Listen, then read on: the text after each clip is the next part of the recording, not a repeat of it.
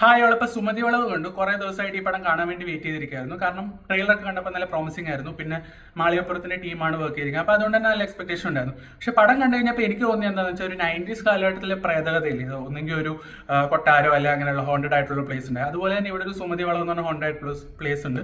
അതിലൊരു നന്മവരം പ്രേതം, അതായത് ദുഷ്ടന്മാരെ മാത്രം ഉപദ്രവിക്കുന്ന ഒരു പ്രേതം, ബാക്കിയുള്ളവർ വന്നു കഴിഞ്ഞാൽ വെറുതെ പേടിപ്പിച്ചു കൊടുത്ത് മാത്രമേ ഉള്ളൂ. അതാണ് യൂഷ്വലി നമ്മൾ കണ്ടുവരുന്ന ആ ഒരു പ്രേതകഥയിൽ നമ്മൾ ഇതുവരെ കണ്ടുവന്ന അങ്ങനെയാണല്ലോ. അപ്പോൾ അതേ സെയിം പാറ്റേൺ തന്നെയാണ് ഫോളോ ചെയ്യുന്നത്. പിന്നെ ആ വളവ് കഴിഞ്ഞ് കഴിഞ്ഞാൽ പ്രയത്നത്തിന് പവർ പോകില്ല മോനെ. അതുകൊണ്ട് പിന്നെ ആ വളവിൽ എത്തുമ്പോൾ മാത്രം പ്രയത്നത്തിന് പവർ കിട്ടിയിട്ട് ഓരോന്നൊക്കെ ചെയ്ത് കൂട്ടുന്ന ആ ഒരു സ്കീം തന്നെയാണ്. ഇതിനകത്ത് പ്രത്യേകിച്ച് യാതൊരു പുതുമയ സംഭവങ്ങളൊന്നും ഇല്ല. നമ്മൾ ഈ സുമതി വളവ് എന്ന് പറഞ്ഞ ആ പ്ലേസ്, ആ ഹോണ്ടഡ് പ്ലേസിനെ ബൂസ്റ്റ് ചെയ്ത് അങ്ങനത്തെ കാര്യങ്ങളൊന്നും ഇതിനകത്ത് കാണിച്ചിട്ടില്ല. ആകെ ജസ്റ്റ് ആ ഒരു പ്ലേസിനെ ഇങ്ങനെ മെൻഷൻ ചെയ്തിട്ട് മാത്രമേ ഉള്ളൂ. നമ്മൾ യൂഷ്വലി കണ്ടുവരുന്ന ടെംപ്ലേറ്റ് ഹൊറർ സ്റ്റോറി അല്ലെങ്കിൽ ഒരു കോമഡി ഹൊറർ ജോണറിലുള്ള സ്റ്റോറി, അതേ ടെംപ്ലേറ്റ് സ്റ്റോറിക്കകത്ത് ഈ പ്ലേസ് മാത്രം സുമതി വളവ് ആക്കിയിട്ടുള്ളൂ. അല്ലാതെ വേറെ ഒന്നും പടത്തിൻ്റെ അകത്തില്ല. എനിക്ക് പ്രത്യേകിച്ചായിട്ട് യാതൊരു ഇമോഷണൽ കണക്റ്റിനകത്ത് യാതൊരു ഇമ്പാക്റ്റിനും അകത്തൊരു പടം തുടക്കം തൊട്ട് എങ്ങനെയും തീർന്നാൽ മതി ആ ഒരു സ്കീമിലിരുന്ന് കണ്ട പടമായിട്ട് എനിക്ക് തോന്നുന്നത്. കാരണം നല്ല രീതിയിൽ ആഘടിച്ചിട്ടുണ്ട്. പ്രട്ടി മച്ച് പ്രെഡിക്റ്റബിൾ ആണ് കംപ്ലീറ്റ് സ്ക്രിപ്റ്റ്. അതുകൊണ്ട് തന്നെ എനിക്ക് അതായത് കാണുമ്പോൾ നമുക്കൊരു മേക്ക് ബിലീഫ് ഒന്നും തോന്നുന്നില്ല സത്യം പറഞ്ഞാൽ.